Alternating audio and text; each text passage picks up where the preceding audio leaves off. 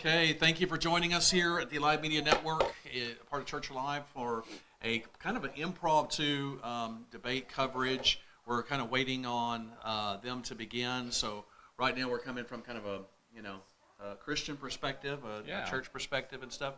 And so if for some reason we have a problem with the feed, we'll go ahead and end our stuff so they can go make sure they're watching it, right? Mm-hmm. Yeah. So it looks like that right there is okay. You're kind of watching that to see if it come on. So hi, I'm Kevin Winkler. This is Alex Howerton. Are you glad to be here today? I am. What do you think is going to? What do you think the strengths are going to be tonight?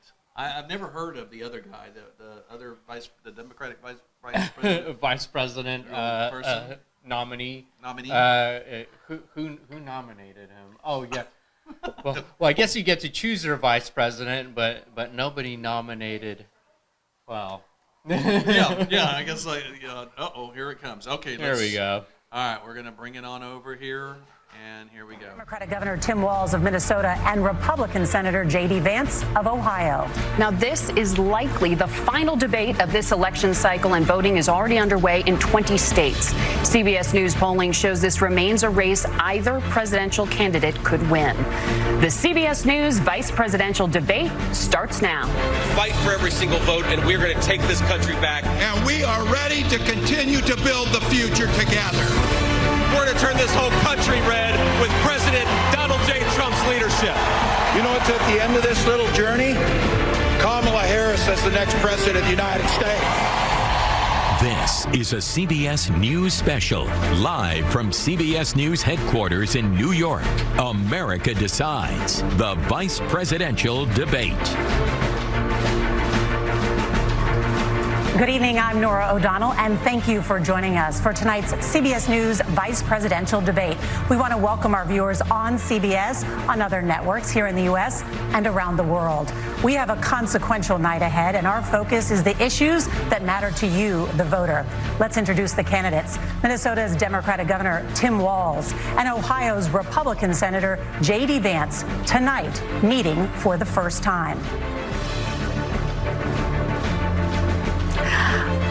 I'm Margaret Brennan. In order to have a thoughtful and civil debate, these are the rules that both campaigns have agreed to. Questions will be directed at one candidate, who will have 2 minutes to respond.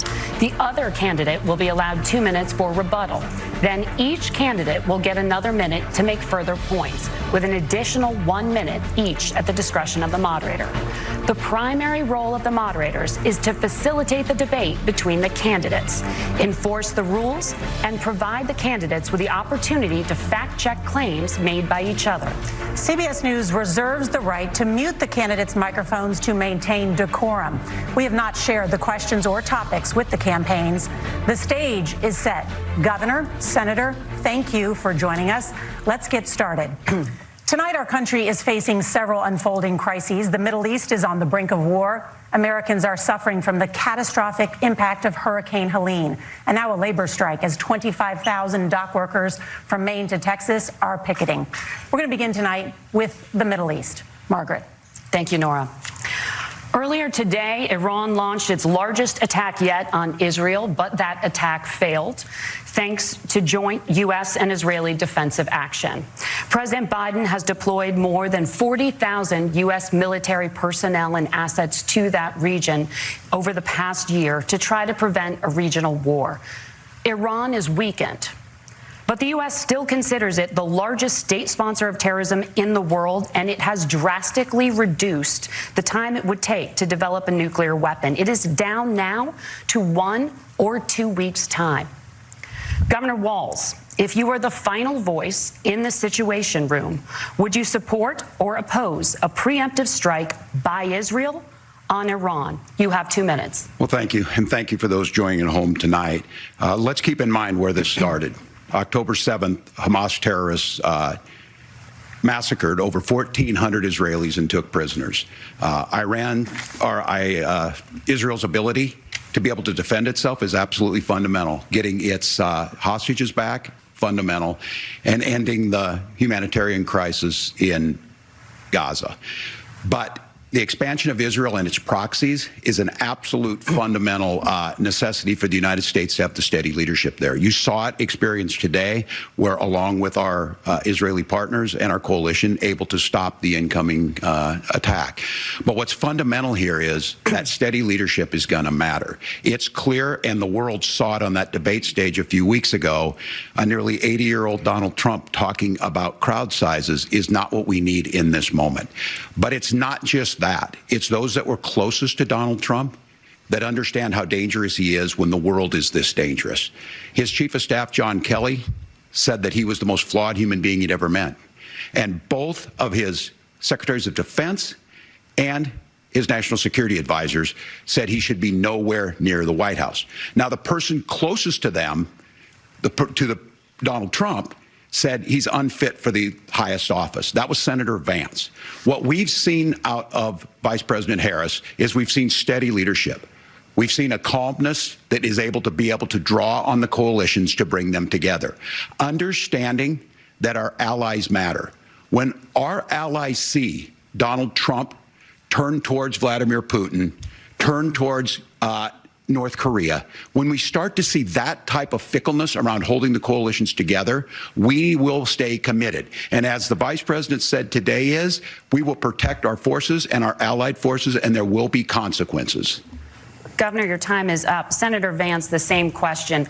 Would you support or oppose a preemptive strike by Israel on Iran? You have 2 minutes. So, Margaret, I want to answer the question. First of all, thanks, Governor. Thanks to CBS for hosting the debate. And thanks, most importantly, to the American people who are watching this evening and caring enough about this country to pay attention to this vice presidential debate.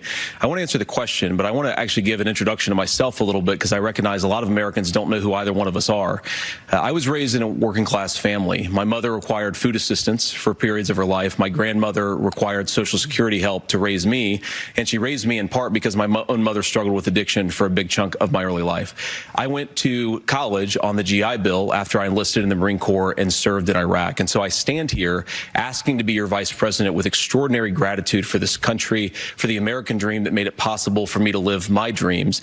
And most importantly, I know that a lot of you are worried about the chaos in the world and the feeling that the American dream is unattainable.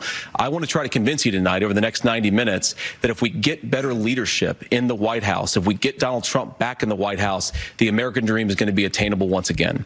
Now, to answer this particular question, we have to remember that as much as Governor Walz just accused Donald Trump of being an agent of chaos, Donald Trump actually delivered stability in the world, and he did it by establishing effective deterrence. People were afraid of stepping out of line. Iran, which launched this attack, has received over $100 billion in unfrozen assets thanks to the Kamala Harris administration. What do they use that money for? They use it to buy weapons that they're now launching against our allies, and God forbid, potentially launching against the United States as well. Donald Trump recognized that for people to fear the United States, you needed peace through strength. They needed to recognize that if they got out of line, the United States global leadership would put stability and peace back in the world. Now, you asked about a preemptive strike, Margaret, and I want to answer the question. Look, it is up to Israel what they think they need to do to keep their country safe, and we should support our allies wherever they are when they're fighting the bad guys. I think that's the right approach to take with the Israel question. Thank you, Senator.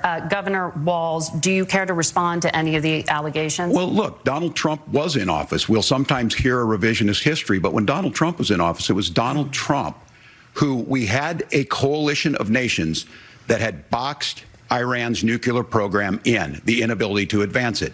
Donald Trump pulled that program and put nothing else in its place. So Iran is closer to a nuclear weapon than they were before because of Donald Trump's fickle leadership. And when Iran shot down an American aircraft in international airspace, Donald Trump tweeted, because that's the standard diplomacy of Donald Trump. And when Iranian missiles did fall near U.S. troops and they received traumatic brain injuries, Donald Trump wrote it off as headaches. Look, our allies understand that Donald Trump is fickle. He will go to whoever has the most flattery or where it makes sense to him. Steady leadership like you witnessed today, like you witnessed in April. Both Iranian attacks were repelled. Our coalition is strong, and we need the steady leadership that Kamala Harris is providing. Senator Vance, the U.S. did have a diplomatic deal with Iran to temporarily pause parts of its nuclear program, and President Trump did exit that deal. He recently said, just 5 days ago, the U.S. must now make a diplomatic deal with Iran because the consequences are impossible. Did he make a mistake? You have 1 minute. Well, first of all, Margaret, diplomacy is not a dirty word, but I think that's something that Governor Walz just said is quite extraordinary. You yourself just said Iran is as close to a nuclear weapon today as they have ever been. And Governor Walz, you blame Donald Trump. Who has been the vice president for the last 3.5 years? And the answer is your running mate, not mine. Donald Trump consistently made the world more secure. Now, we talk about what the sequence of events that led us to where we are right now, and you can't ignore October the 7th, which I appreciate Governor Walz bringing up. But when did Iran and Hamas and their proxies attack Israel? It was during the administration of Kamala Harris. So Governor Walz can criticize Donald Trump's tweets, but effective, smart diplomacy and peace through strength is how you bring stability back to a very broken world. Donald Trump has already done it once before. Ask yourself at home, when was the last time, I'm 40 years old, when was the last time that an American president didn't have a major conflict break out? The only answer is during the 4 years that Donald Trump was president. Gentlemen, we have a lot to get to. Nora? Margaret, thank you. Let's turn now to Hurricane Helene. The storm could become one of the deadliest on record. More than 160 people are dead and hundreds more are missing. Scientists say climate change makes these hurricanes larger, stronger, and more deadly because of the historic rainfall. Senator Vance, according to CBS News polling, 7 in 10 Americans and more than 60% of Republicans under the age of 45 favor the U.S. taking steps to try and reduce climate change. Senator, what responsibility would the Trump administration have to try and reduce the impact of climate change? I'll give you 2 minutes. Sure. So first of all, let's start with the hurricane, because it's an unbelievable, unspeakable human tragedy. I just saw today, actually, a photograph of 2 grandparents on a roof with a 6-year-old child, and it was the last photograph ever taken of them because the roof collapsed and those innocent people lost their lives. And I'm sure Governor Walz joins me in saying our hearts go out to those innocent people, our prayers go out to them, and we want as robust and aggressive as a federal response as we can get to save as many lives as possible, and then, of course, afterwards, to help the people in those communities rebuild. I mean, these are communities that I love. Some of them I know very personally in Appalachia, all across the Southeast. They need their government to do their job, and I commit that when Donald Trump is president again, the government will put the citizens of this country first when they suffer from a disaster. Now, Nora, you asked about climate change. I think this is a very important issue. Look, a lot of people are justifiably worried about all these crazy weather patterns. I think it's important for us, first of all, to say Donald Trump and I support clean air, clean water. We want the environment to be cleaner and safer. But one of the things that I've noticed some of our Democratic friends talking a lot about is a concern about carbon emissions, this idea that carbon emissions drives all of the climate change. Well, let's just say that's true, just for the sake of argument, so we're not arguing about weird science. Let's just say that's true. Well, if you believe that, what would you want to do? The answer is that you'd want to reshore as much American manufacturing as possible, and you'd want to produce as much energy as possible in the United States of America, because we're the cleanest economy in the entire world. What have Kamala Harris's policies actually led to? More energy production in China, more manufacturing overseas, more doing business in some of the dirtiest parts of the entire world. And when I say that, I mean the amount of carbon emissions they're doing per unit of economic output. So if we actually care about getting cleaner air and cleaner water, the best thing to do is to double down and invest in American workers and the American people. And unfortunately, Kamala Harris has done exactly the opposite. Governor Walz, you have 2 minutes to respond. Well, we got close to an agreement because all those things are happening. Look, first of all, it is a horrific tragedy with this hurricane, and my heart goes out to the folks that are down there in contact with the governors. I serve as co-chair of the Council of Governors as we work together on these emergency managements. Governors know no partisanship. They work together. So all of the governors and the emergency responders are on the ground. Those happen on the front end. The federal government comes in, makes sure they're there to that we recover, but we're still in that phase where we need to make sure that they're staying there, staying focused. Now, look, coming back to the climate change issue, there's no doubt this thing roared onto the scene faster and stronger than anything we've seen. Senator Vance has said that there's a climate problem in the past. Donald Trump called it a hoax. and then joked that these things would make more beachfront property to be able to invest in. What we've seen out of the Harris administration now, the Biden-Harris administration, is we've seen this investment. We've seen massive investments, the biggest in global history that we've seen in the Inflation Reduction Act, has created jobs all across the country. 2,000 in Jeffersonville, Ohio, taking the EV technology that we invented and making it here. 200,000 jobs across the country. The largest solar manufacturing plant in North America sits in Minnesota. But my farmers know climate change is real. They've seen 500-year droughts, 500-year floods back to back. But what they're doing is adapting, and this has allowed them to tell me, look, I harvest corn, I harvest soybean, and I harvest wind. We are producing more natural gas and more oil at any time than we ever have. We're also producing more clean energy. So the solution for us is to continue to move forward, that climate change is real. Reducing our impact is absolutely critical, but this is not a false choice. You can do that at the same time you're creating the jobs that we're seeing all across the country. That's exactly what this administration has done. We are seeing us becoming an energy superpower for the future, not just the current. And that's what absolutely makes sense. And then we start thinking about how do we mitigate these disasters. Thank you. Senator, I want to give you an opportunity to respond there. The governor mentioned that President Trump has called climate change a hoax. Do you agree? Well, look, what the president has said is that if the Democrats, in particular Kamala Harris and her leadership, if they really believe that climate change is serious, what they would be doing is more manufacturing and more energy production in the United States of America, and that's not what they're doing. So clearly Kamala Harris herself doesn't believe her own rhetoric on this. If she did, she would actually agree with Donald Trump's energy policies. Now, something Governor Walz said I think is important to touch upon, because when we talk about clean energy, I think that's a slogan that often the Democrats will use here. And I'm talking, of course, about the Democratic leadership. And the real issue is that if you're spending hundreds of millions or even billions of dollars of American taxpayer money on solar panels that are made in China, number one, you're going to make the economy dirtier. We should be making more of those solar panels here in the United States of America. Some of them are, Tim, but a lot of them are being made overseas in China, especially the components that go into those solar panels. So if you really want to make the environment cleaner, you've got to invest in more energy production. We haven't built a nuclear facility, I think, one in the past 40 years. Senator. Natural gas, we got to invest more in it. Kamala Harris has done the opposite. That's raised energy prices and also meant that we're doing Senator, worse by the climate. Senator, your time is up. Governor, would you like to respond? Well, look, we're producing more natural gas than we ever have. There's no moratorium on that. We're producing more oil. But the folks know, and like I said again, these are not liberal folks. These are not folks that are Green New Deal folks. These are farmers that have been drought one year, massive flooding the next year. They understand that it makes sense. Look, our number one export cannot be topsoil from erosion from these massive storms. We saw it in Minnesota this summer. And thinking about how do we respond to that, we're thinking ahead on this. And what Kamala Harris has been able to do in Minnesota, we're starting to weatherproof some of these things. The infrastructure law that was passed allows us to think about mitigation in the future. How do we make sure that we're protecting by burying our power lines? How do we make sure that we're protecting lakefronts and things that we're seeing more and more of? But to call it a hoax and to take the oil company executives to Mar-a-Lago, say, give me money for my campaign and I'll let you do whatever you want. We can be smarter about that, and an all-above energy policy is exactly what she's doing, creating those jobs right here. Governor, your time is up. The overwhelming consensus among scientists is that the Earth's climate is warming at an unprecedented rate. Margaret? Thank you, Nora.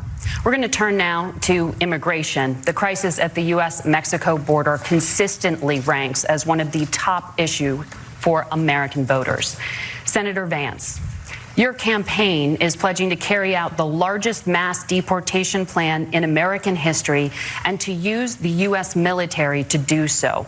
Could you be more specific about exactly how this will work? For example, would you deport parents who have entered the U.S. illegally and separate them from any of their children who were born on U.S. soil? You have 2 minutes. So first of all, Margaret, before we talk about deportations, we have to stop the bleeding. We have a historic immigration crisis because Kamala Harris started and said that she wanted to undo all of Donald Trump's border policies. 94 executive orders suspending deportations, decriminalizing illegal aliens, massively increasing the asylum fraud that exists in our system. That has opened the floodgates. And what it's meant is that a lot of fentanyl is coming into our country. I had a mother who struggled with opioid addiction and has gotten clean. I don't want people who are struggling with addiction to be deprived of their second chance because Kamala Harris let in fentanyl into our communities at record levels. So you've got to stop the bleeding. You've got to re-implement Donald Trump's border policies, build the wall, re-implement deportations. And that gets me to your point, Margaret, about what do we actually do? So we've got 25 million illegal aliens who are here in the country. What do we do with them? I think the first thing that we do is we start with the criminal migrants. About 1 million of those people have committed some form of crime in addition to crossing the border illegally. I think you start with deportations on those folks. And then I think you make it harder for illegal aliens to undercut the wages of American workers. A lot of people will go home if they can't work for less than minimum wage in our own country. And by the way, that'll be really good for our workers who just want to earn a fair wage for doing a good day's work.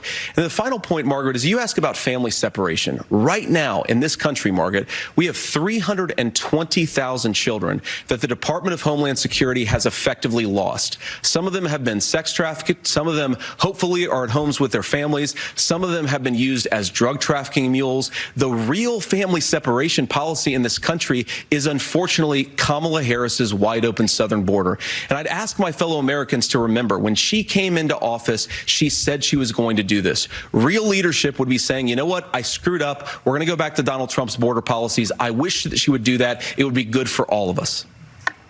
Governor, do you care to respond to any of those specific allegations, including that the vice president is, quote, letting in fentanyl and using kids as drug mules, among other things, regarding children? The drug mule is not true, but I will say about this, about the fentanyl, because this is a crisis of this, the opioid crisis. And the good news on this is the last 12 months saw the largest decrease in opioid deaths in our nation's history, 30% decrease in Ohio. But there's still more work to do. But let's go back to this on immigration. Kamala Harris was the Attorney General of the largest state and a border state in California. She's the only person in this race who prosecuted transnational gangs for human trafficking and drug interventions. But look, we all want to solve this. Most of us want to solve this, and that is the United States Congress. That's the Border Patrol agents. That's the Chamber of Commerce. That's most Americans out here. That's why we had the fairest and the toughest bill on immigration that this nation's seen. It was crafted by a conservative senator from Oklahoma, James Lankford. I know him. He's super conservative, but he's a man of principle, wants to get it done. Democrats and Republicans worked on this piece of legislation. The Border Patrol said, this is what we need in here. These are the experts. And the Chamber of Commerce and the Wall Street Journal said, pass this thing. Kamala Harris helped get there. 1,500 new border agents, detection for drugs, DOJ money to speed up the adjudications on this, just what America wants. But as soon as I was getting ready to pass and actually tackle this, Donald Trump said no, told them to vote against it because it gives him a campaign issue. It gives him what would Donald Trump talk about if we actually did some of these things? And they need to be done by the legislature. You can't just do this through the executive branch. So look, we have the options to do this. Donald Trump had 4 years. He had 4 years to do this, and he promised you, America, how easy it would be. I'll build you a big, beautiful wall, and Mexico will pay for it. Less than 2% of that wall got built, and Mexico didn't pay a dime. But here we are again, 9 years after he came down that escalator, dehumanizing people and telling him what he was going to do. As far as the deportation plan, at one point, Senator Vance said it was so unworkable to be laughable. So that's where we're at. Pass the bill, she'll sign it. Governor, your time is up. Senator, the question was, will you separate parents from their children, even if their kids are U.S. citizens? You have 1 minute. Margaret, my point is that we already have massive child separations thanks to Kamala Harris's open border. And I didn't accuse Kamala Harris of inviting drug mules. I said that she enabled the Mexican drug cartels to operate freely in this country. And we know that they use children as drug mules. And it is a disgrace, and it has to stop.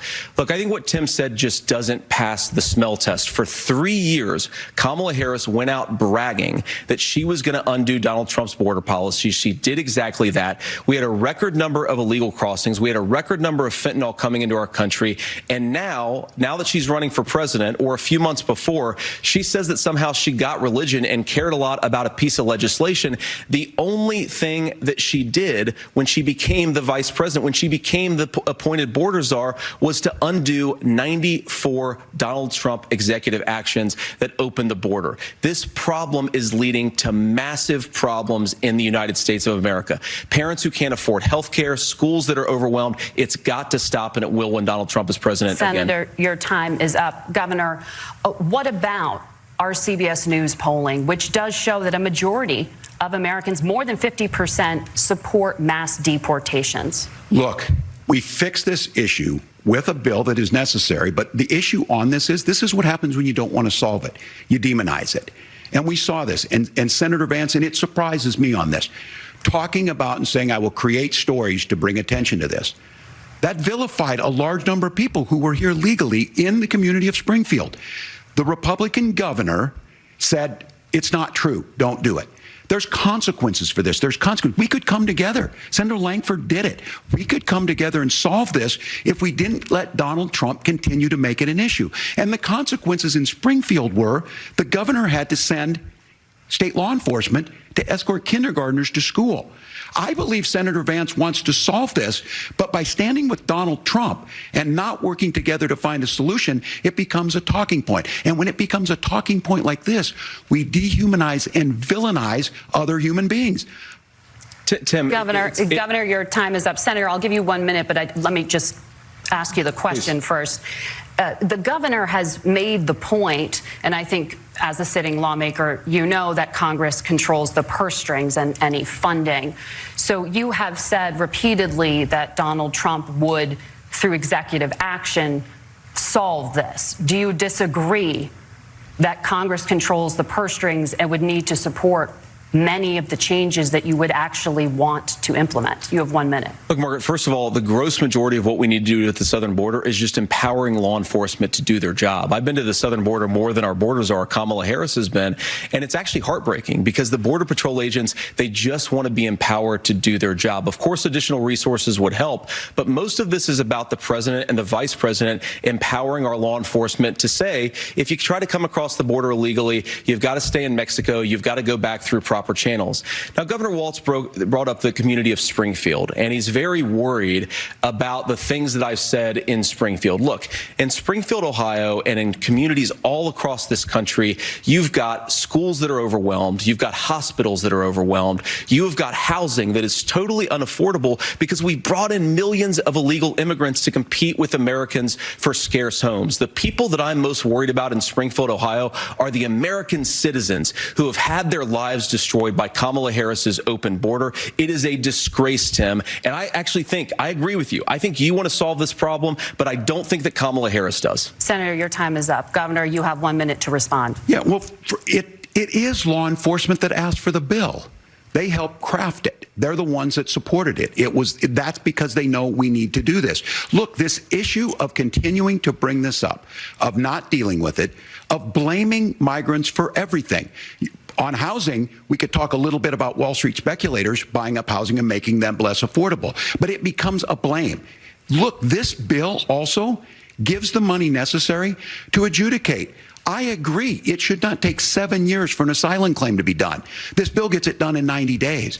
Then you start to make a difference in this, and you start to adhere to what we know, American principles. Look, I don't talk about my faith a lot, but Matthew 25:40 talks about, to the least amongst us you do unto me. I think that's true of most Americans. They simply want order to it. This bill does it. It's funded. It's supported by the people who do it. And it lets us keep our dignity about how we treat other people.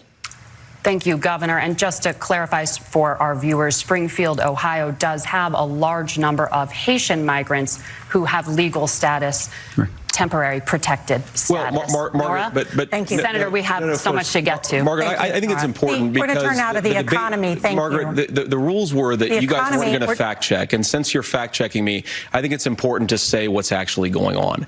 So there's an application called the CBP One app, where you can go on as an illegal migrant, apply for asylum or apply for parole, and be granted legal status at the wave of a Kamala Harris open border wand.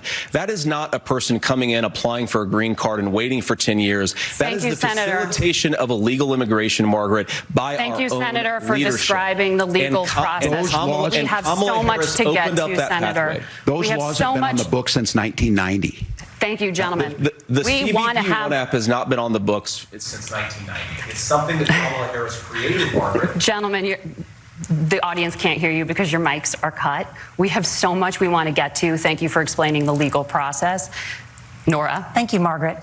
The economy is a top concern for voters. Each of your campaigns has released an economic plan, so let's talk about the specifics. Governor Walz, Vice President Harris unveiled a plan that includes billions in tax credits for manufacturing, housing, and a renewed child tax credit. The Wharton School says your proposals will increase the nation's deficit by $1.2 trillion. How would you pay for that without ballooning the deficit? Governor, I'll give you 2 minutes. Yeah, thank you. And Kamala Harris and I do believe in the middle class because that's where we come from. We both grew up in that. We understand. So those of you out there listening tonight, you're hearing a lot of stuff back and forth, and it's good. It's healthy. That's what this is supposed to happen. You should be listening. How's this going to impact me? The bold forward plan that Kamala Harris put out there is talking about this housing issue. The one thing is there's 3 million new houses proposed under this plan with down payment assistance on the front end to get you in a house. A house is much more than just an asset to be traded somewhere. It's foundational to where you're at. And then making sure that the things you buy every day, whether they be prescription drugs or other things, that there's fairness in that. Look, the $35 insulin is a good thing, but it costs $5 to make insulin. They were charging $800 before this law went into effect. As far as the housing goes, I've seen it in Minnesota, 12% more houses in Minneapolis, prices went down on rent 4%. It's working. And then making sure tax cuts go to the middle class. $6,000 child tax credit, we have one in Minnesota, reduces childhood poverty by 1/3. We save money in the long run, and we do the right thing for families. And then getting businesses off the ground. The law as it stands right now is $5,000 tax credit for small business, increasing that to $50,000. Now, this is a philosophical difference between us. Donald Trump made a promise, and I'll give you this. He kept it. He took folks to Mar-a-Lago. He said, you're rich as hell, I'm going to give you a tax cut. He gave the tax cuts that predominantly went to the top class. What happened there was an $8 trillion increase in the national debt, the largest ever. Now he's proposing a 20% consumption or sales tax on everything we bring in. Everyone agrees, including businesses, it would be destabilizing it, it would increase inflation and potentially lead to a recession. Look, this is simple for you. Where are we going? Kamala Harris has said to do the things she wants to do, we'll just ask the wealthiest to pay their fair share. When you do that, our system works best, more people are participating in it, and folks have the things that they need.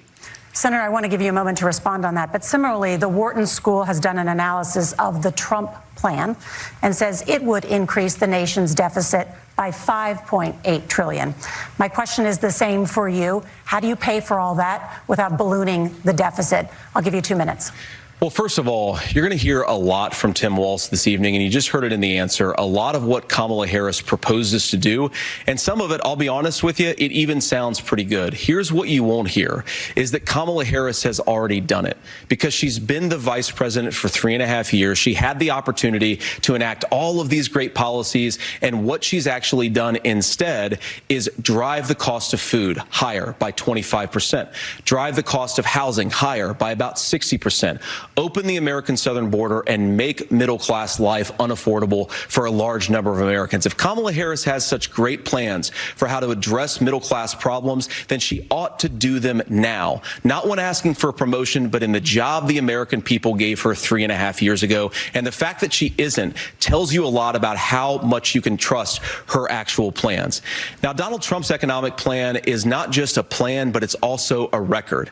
A lot of those same economists attack Donald Trump's plan, and they have PhDs, but they don't have common sense and they don't have wisdom, because Donald Trump's economic policies delivered the highest take-home pay in a generation in this country, 1.5% inflation, and to boot, peace and security all over the world. So when people say that Donald Trump's economic plan doesn't make sense, I say look at the record. He delivered rising take-home pay for American workers. Now, Tim admirably admits that they want to undo the Trump tax cuts, but if you look at what was so different about Donald Trump's tax cuts, even from previous Republican tax cut plans, is that a lot of those resources went to giving more take-home pay to middle-class and working-class Americans. It was passed in 2017, and you saw an American economic boom unlike we've seen in a generation in this country. That is a record that I'm proud to run on, and we're going to get back to that common sense wisdom so that you can afford to live the American dream again. I know a lot of you are struggling. I know a lot of you are worried about paying the bills. It's going to stop when Donald Trump brings back common sense to this country. Governor, do you want to respond to that? What has Kamala Harris done for the middle class? Yeah, well, Kamala Harris's day one was Donald Trump's failure on COVID that led to the collapse of our economy. We were already before COVID in a manufacturing recession, but 10 million people out of work, largest percentage since the Great Depression. 9 million jobs closed on that. That was day one. Whether it was the Infrastructure Act or other things we moved. Now, you made a question about experts, said this. I've made a note of this. Economists can't be trusted. Science can't be trusted. National security folks can't be trusted. Look, if you're going to be president, you don't have all the answers. Donald Trump believes he does. My pro tip of the day is this. If you need heart surgery, listen to the people at the Mayo Clinic in Rochester, Minnesota, not Donald Trump. And the same thing goes with this. And I ask you out there, teachers, nurses, truck drivers, or whatever, how is it fair that you're paying your taxes every year and Donald Trump hasn't paid any federal tax in the last 15 years, and the last year as president? That's what's wrong with the system. There's a way around it, and he's bragged about that. We're just asking for fairness in it, and that's all you want. You have a minute. Governor, you say trust the experts, but those same experts for 40 years said that if we shipped our manufacturing base off to China, we'd get cheaper goods. They lied about that. They said if we shipped our industrial base off to other countries, to Mexico and elsewhere, it would make the middle class stronger. They were wrong about that. They were wrong about the idea that if we made America less self-reliant, less productive in our own nation, that it would somehow make us better off, and they were wrong about it. And for the first time in a generation, Donald Trump had the wisdom and the courage to say to that bipartisan consensus, we're not doing it anymore. We're bringing American manufacturing back. We're unleashing American energy. We're going to make more of our own stuff. And this isn't just an economic issue. I mean, I've got 3 beautiful little kids at home, 7, 4, and 2, and I love them very much, and I hope they're in bed right now. But look, so many of the drugs, the pharmaceuticals that we put in the bodies of our children are manufactured by nations that hate us. This has to stop, and we're not going to stop it by listening to experts. We're going to stop it by listening to common sense wisdom, which is what Donald Trump governed on. Senator, your time is up. Governor Walz, can you address that? I mean, voters say they trust Donald Trump on the economy more. Why? Well, if you're listening tonight and you want billionaires to get tax cuts, you heard what the numbers were. Look, I'm a union guy on this. I'm not a guy who wanted to ship things overseas, but I understand that, look, we produce soybeans and corn. We need to have fair trading partners. That's something that we believe in. I think the thing that most concerns me on this is Donald Trump was the guy who created the largest trade deficit in American history with China. So the rhetoric is good. Much of what the senator said right there, I'm in agreement with him on this. I watched it happen too. I watched it to my communities, and we talked about that. But we had people undercutting the right to collectively bargain. We had right to work states made it more difficult. We had companies that were willing to ship it over, and we saw people profit. Folks that are venture capital in some cases, putting money into companies that were overseas. We're in agreement that we bring those home. The issue is Donald Trump is talking about it. Kamala Harris has a record, 250,000 more manufacturing jobs just out of the IRA. May I respond to that? Yes. So appreciate that. So if you notice, what Governor Walz just did is he said, first of all, Donald Trump has to listen to the experts. And then when he acknowledged that the experts screwed up, he said, well, Donald Trump didn't do nearly as good of a job as the statistics No, that's a gross show generalization. that he did. So what Tim Walz is doing, and I honestly, Tim, I think you got a tough job here, because you've got to play whack-a-mole. You've got to pretend that Donald Trump didn't deliver rising take-home pay, which of course he did. You've got to pretend that Donald Trump didn't deliver lower inflation, which of course he did. And then you've simultaneously got to defend Kamala Harris's atrocious economic record, which has made gas, groceries, and housing unaffordable for American citizens. I was raised by a woman who would sometimes go into medical debt so that she could put food on the table in our household. I know what it's like to not be able to afford the things that you need to afford. We can do so much better. To all of you watching, we can get back to an America that's affordable again. We just got to get back to common sense economic principles. I hope we have a conversation on health care then. Senator, Governor. Please. Thank you. Margaret?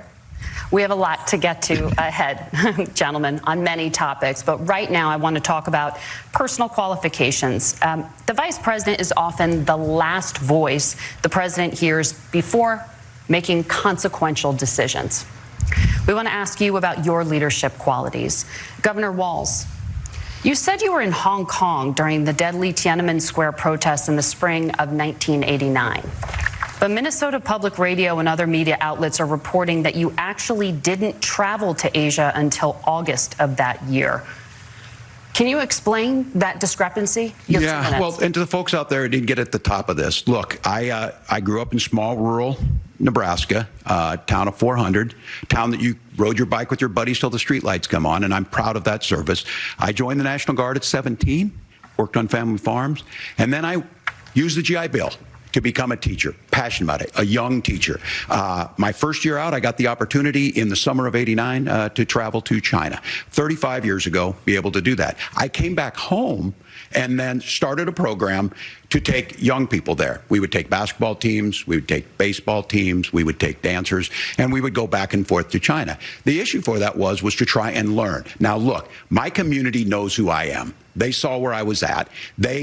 Look, I will be the first to tell you, I have poured my heart into my community. I've tried to do the best I can, but I've not been perfect. And I'm a knucklehead at times, but it's always been about that. Those same people elected me to Congress for 12 years.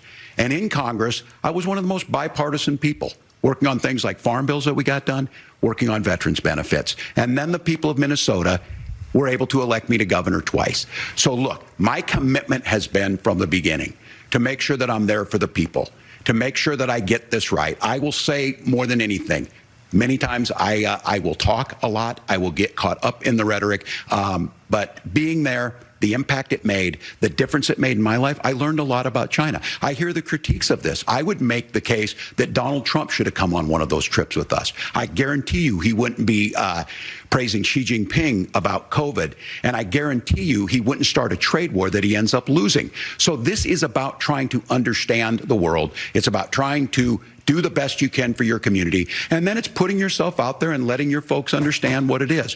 My commitment, whether it be through teaching, which I was good at, or whether it was being a good soldier or was being a good member of Congress, those are the things that I think are the values that people care about. Governor, just to follow up on that, the question was, can you explain the discrepancy? Just, all I said on this was I got there that summer and misspoke on this, so I will just, that's what I've said. So I was in Hong Kong and China during the democracy protests went in. And from that, I learned a lot of what needed to be in governance. Thank you, Governor. Senator Vance, in 2016, you called your running mate Donald Trump unfit for the nation's highest office, and you said he could be America's Hitler. I know you've been asked many times, and you've said you regret those comments and explained you then voted for Donald Trump in 2020. But the Washington Post reported new messages last week in which you also disparaged Trump's economic record while he was president, writing to someone in 2020, quote, Trump thoroughly failed to deliver his economic populism. You're now his running mate, and you've shifted many of your policy stances to align with his. If you become vice president, why should Americans trust that you will give Donald Trump the advice he needs to hear and not just the advice he wants to hear? You have 2 minutes. Well, first of all, Margaret, because I've always been open. And sometimes, of course, I've disagreed with the president, but I've also been extremely open about the fact that I was wrong about Donald Trump. I was wrong, first of all, because I believed some of the media stories that turned out to be dishonest fabrications of his record. But most importantly, Donald Trump delivered for the American people. Rising wages, rising take-home pay, an economy that worked for normal Americans, a secure southern border, a lot of things, frankly, that I didn't think he'd be able to deliver on. And yeah, when you screw up, when you misspeak, when you get something wrong and you change your mind, you ought to be honest with the American people about it. It's one of the reasons, Margaret, why I've done so many interviews is because I think it's important to actually explain to the American people where I come down on the issues and what changed. Now, you pointed out to messages from 2020. Margaret, I've been extremely consistent that I think there were a lot of things that we could have done better in the Trump administration the first round if Congress was doing its job. I strongly believe, and I've been a United States Senator, that Congress is not just a high-class debating society. It's not just a forum for senators and congressmen to whine about problems. It's a forum to govern. So there were a lot of things on the border, on tariffs, for example, where I think that we could have done so much more if the Republican Congress and the Democrats in Congress had been a little bit better about how they govern the country. They were so obsessed with impeaching Donald Trump, they couldn't actually govern. And I want to talk about this tariff issue in particular, Margaret, because Tim just accused this of being a national sales tax. Look, the one thing, and you're probably surprised to hear me praising Joe Biden, but the one thing that Joe Biden did is he continued some of the Trump tariffs that protected American jobs. And it's the one issue, the most pro-worker part of the Biden administration, it's the one issue where Kamala Harris has run away from Joe Biden's record. Think about this. If you're trying to employ slave laborers in China at $3 a day, you're going to do that and undercut the wages of American workers unless our country stands up for itself and says, you're not accessing our markets unless you're paying middle-class Americans a fair wage. Senator, your time is up. Nora? Thank you. Now to the issue of reproductive rights. Governor Walz, after Roe versus Wade was overturned, you signed a bill into law that made Minnesota one of the least restrictive states in the nation when it comes to abortion. Former President Trump said in the last debate that you believe abortion, quote, in the 9th month is absolutely fine. Yes or no? Is that what you support? I'll give you 2 minutes. That's not what the bill says, but look, this issue is what's on everyone's mind. Donald Trump put this all into motion. He brags about how great it was that he put the judges in and overturned Roe versus Wade, 52 years of personal autonomy. And then he tells us, oh, we send it to the states. It's a beautiful thing. Amanda Zaworski would disagree with you on it's a beautiful thing. A young bride in Texas waiting for their child at 18 weeks. She has a complication, a tear in the membrane. She needs to go in. The medical care at that point needs to be decided by the doctor. And that would have been an abortion. But in Texas, that would have put them in legal jeopardy. She went home, got sepsis, nearly dies, and now she may have difficulty having children. Or in Kentucky, Hadley Duvall, a 12-year-old child raped and impregnated by her stepfather. Those are horrific. Now, when God asked about that, Senator Vance said 2 wrongs don't make a right. There is no right in this. So in Minnesota, what we did was restore Roe versus Wade. We made sure that we put women in charge of their health care. But look, this is not where, if you don't know Amanda or a Hadley, you soon will. Their Project 2025 is going to have a registry of pregnancies. It's going to make it more difficult, if not impossible, to get contraception and limit access, if not eliminate access to infertility treatments. For so many of you out there listening, me included, infertility treatments are why I have a child. That's nobody else's business, but those things are being proposed. And the catch-all on this is, well, the states will decide what's right for Texas might not be right for Washington. That's not how this works. This is basic human right. We have seen maternal mortality skyrocket in Texas, outpacing many other countries in the world. This is about health care. In Minnesota, we are ranked first in health care for a reason. We trust women. We trust doctors. Senator, do you want to respond to the governor's claim? Will you create a federal pregnancy monitoring agency? No, Nora, certainly we won't. And I want to talk about this issue because I know a lot of Americans care about it, and I know a lot of Americans don't agree with everything that I've ever said on this topic. And, you know, I grew up in a working class family in a neighborhood where I knew a lot of young women who had unplanned pregnancies and decided to terminate those pregnancies because they feel like they didn't have any other options. And, you know, one of them is actually very dear to me. And I know she's watching tonight, and I love you.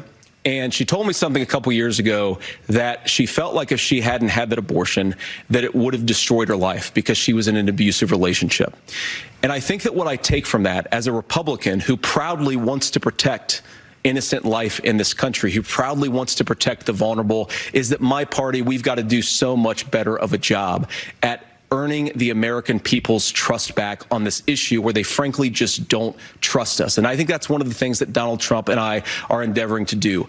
I want us as a Republican Party to be pro-family in the fullest sense of the word. I want us to support fertility treatments. I want us to make it easier for moms to afford to have babies. I want it to make it easier for young families to afford a home so they can afford a place to raise that family. And I think there's so much that we can do on the public policy front just to give women more options.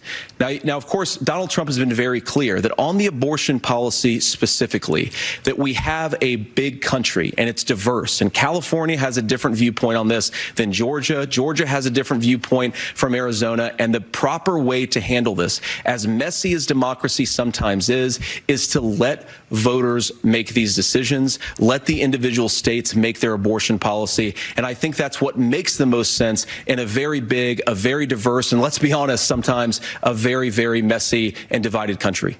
Governor, would you like to respond and also answer the question about restrictions? Yeah, well, the question got asked, and Donald Trump made the accusation that wasn't true about Minnesota. Well, let me tell you about this idea that there's diverse states. There's a young woman named Amber Thurman. She happened to be in Georgia, a restrictive state. Because of that, she had to travel a long distance to North Carolina to try and get her care. Amber Thurman died in that journey back and forth. The fact of the matter is, how can we as a nation say that your life and your rights, as basic as the right to control your own body, is determined on geography? There's a very real chance, had Amber Thurman lived in Minnesota, she would be alive today. That's why the restoration of Roe versus Wade. When you listen to Vice President Harris talk about this subject and you hear me talk about it, you hear us talking exactly the same. Donald Trump is trying to figure out how to get the political right of this. I agree with a lot of what Senator Vance said about what's happening. His running mate, though, does not, and that's the problem. Governor, your time is up. Senator, let me ask you about that. He mentioned, it was, I think, referring to a national ban. In the past, you have supported a federal ban on abortion after 15 weeks.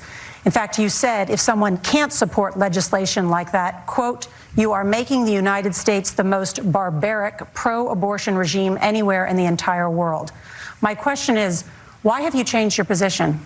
Well, Nora, first of all, I never supported a national ban. I did when I was running for Senate in 2022 talk about setting some minimum national standard. For example, we have a partial birth abortion ban in place in this country at the federal level. I don't think anybody's trying to get rid of that, or at least I hope not, though I know that Democrats have taken a very radical pro-abortion stance. But Nora, you know, one of the things that changed is in the state of Ohio, we had a referendum in 2023, and the people of Ohio voted overwhelmingly, by the way, against my position.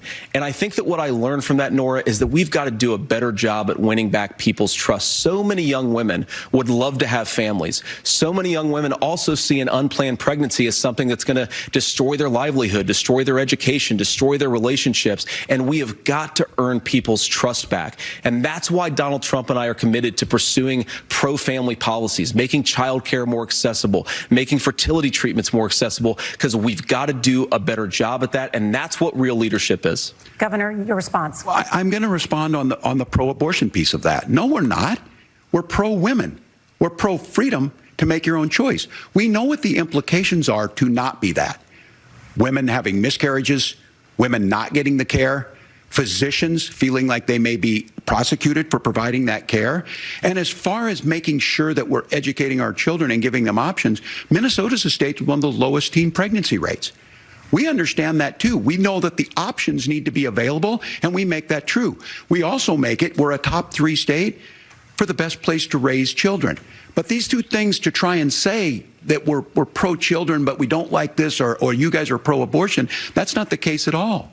We are pro-freedoms for women to make their choices, and we're going, and Kamala Harris is making the case, to make options for children more affordable, a $6,000 child tax credit, but we're not going to base that on the backs of making someone like Amber Thurman drive 600 miles to try and get health care. Senator? May I respond to that? First of all, Governor, I agree with you. Amber Thurman should still be alive, and there are a lot of people who should still be alive, and I certainly wish that she was.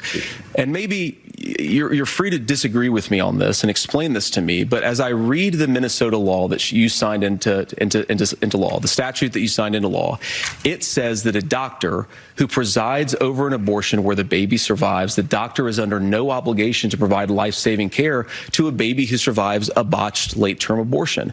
That is, I think, whether you're pro-choice or pro-abortion, that is fundamentally barbaric. And that's why I use that word, Nora, is because some of what we've seen, do you want to force Catholic hospitals to perform abortions against their will? Because Kamala Harris has supported suing Catholic nuns to violate their freedom of conscience. We can be a big and diverse country where we respect people's freedom of conscience and make the country more pro-baby and pro-family. But please.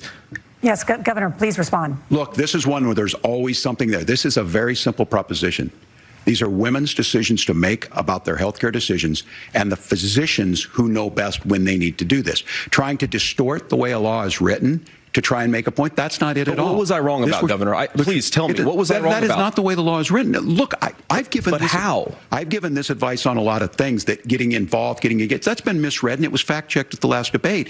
But the point on this is there's a continuation of these guys to try and tell women or to get involved. I use this line on this, just mind your own business on this. Things worked best when Roe versus Wade was in place.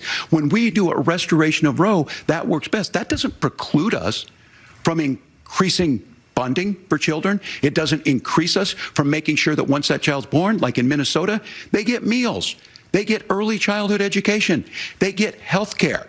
So the hiding behind we're going to do all these other things when you're not proposing them in your budget. Kamala Harris is proposing them. She's proposing all those things to make life easier for families. I asked a specific question, Governor. You gave me a slogan as a response. It's not the case. It's not true. That's not what the law says. So they fact-checked it with President Trump. Gentlemen, there's a lot to discuss. We have to move on, and we're going to be right back with much more of the CBS News vice presidential debate in just a moment. All right, welcome back. It's been a fiery debate so far. I like pork chops. Thank you.